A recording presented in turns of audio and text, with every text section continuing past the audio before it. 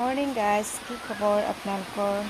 আশা কৰোঁ আপোনালোক সকলো ভালে আছে আৰু আপোনালোকৰ আশীৰ্বাদ আমিও ভালে আছোঁ। আৰু নতুন এটা ভিডিঅ' লৈ আহিলোঁ আপোনালোকৰ মাজত। আজি হৈছে সোমবাৰ। আজি মঙলবাৰে আমি প্ৰত্যেক মঙলবাৰে নিৰামিষ খাওঁ। সেইবুলি আজি সোমবাৰে গোটেইখিনি ঘৰ দুৱাৰ মুচি কুচি চফা কৰি থৈ দিলোঁ, কাইলৈ যাতে দৌৰা দৌৰি নহয় আৰু ৰাতিপুৱা মাইনাহঁতৰ স্কুলো থাকে। সেইবাবে আজিয়ে মানে আধা আধি কামখিনি কৰি থৈ দিলোঁ। ঘৰ মুচিলোঁ, গেছ টেবুল ধুলোঁ, বাচন চাচনখিনি ধুই থৈ দিয়া হ'ল। আৰু তেনেকৈ এতিয়া কালিৰ কামখিনি আধা আধি কৰি থৈ দিলোঁ। তো গাইজ ভিডিঅ'টো চাই থাকিব। আৰু এনেকৈ দেখুৱাই আছোঁ, এনেকৈ কৰি মুচিলোঁ। অকল পানীয়ে মুচিছোঁ, মাটি গোবৰ তেনেকৈ একো দিয়া নাই। আৰু এইফালেও কমপ্লিট হৈ গ'ল মোচা। আৰু এইবোৰ ফুটা ফুটিবোৰ দেখিবই পাৰিছে, এইবোৰ গোটেই এইবোৰ আচলতে বা আৰু মাটি দি থৈ দিয়া আছিলে, কিন্তু বা এৰি গ'ল আৰু বা মানে পচি গ'ল। তাৰপিছতে মাটিও তেনেকৈ পৰি গ'ল। আৰু সেই চাইডেটো গোটেইটো মানে খহিয়ে পৰিছে। পিছফালে দেখুৱাম বাৰু, মই গোটেইটো খহি পৰিছে। যেনে তেনে বাৰিষাটোলৈকে মানে এই পাকঘৰটোত আছোঁ আৰু ৰান্ধি কৰি। তাৰপিছত যদিহে পাৰোঁ তেতিয়াহ'লে পিছফালে যোৱাৰ খুব সোনকালে মানে চেষ্টা কৰি আছোঁ। আৰু এইফালে দেখিছে বাচন চাচন গেছ টেবুলখিনি ধোৱা হ'ল। আৰু বাচনখিনি ধোৱা হ'লে আধা আধি, আৰু ইয়াতে আছে বাচন। আৰু এই এনেকৈ বস্তা পাৰি থৈ দিয়া হৈছে।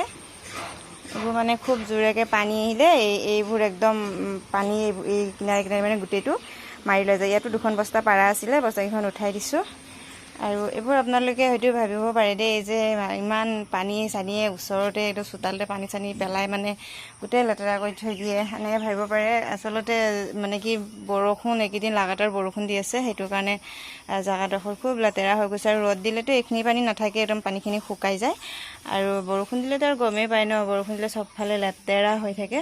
আৰু বিশেষকৈ আমাৰ সৰু জেগা, গোটেইখিনি মানে এইখিনিতে কৰিব লাগে। সেইটো কাৰণে আৰু ধোৱা পখলা, কাপোৰ কানি মেলা, আৰু ফিল্টাৰটো এইখিনিতে বহাই দিলোঁ। সেইবাবে মানে একদম জেগাখিনি লেতেৰা হৈ থাকে।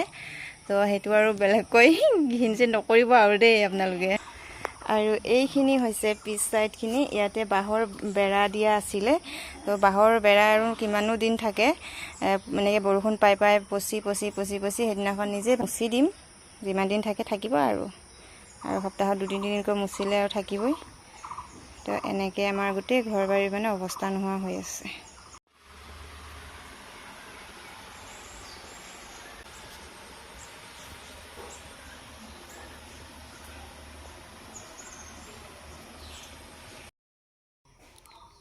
তো গাইজ, এতিয়া বাজে 10:40।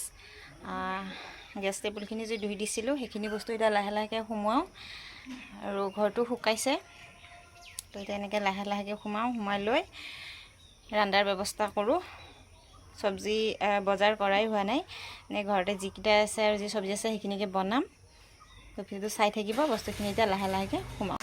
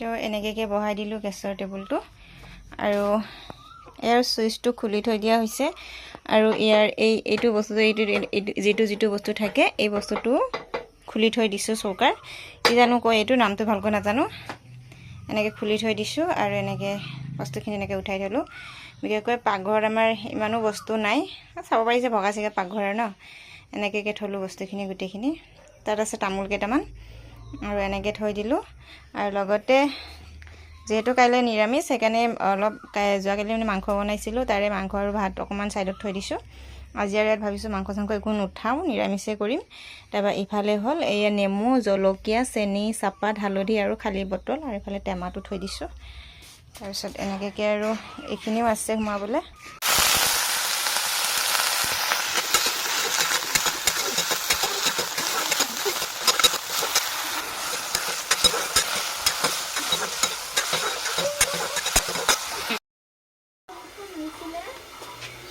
পইচা পঠালে বুলি কি পইচা লাগিয়ে থাকিব নেকি এনে টাইম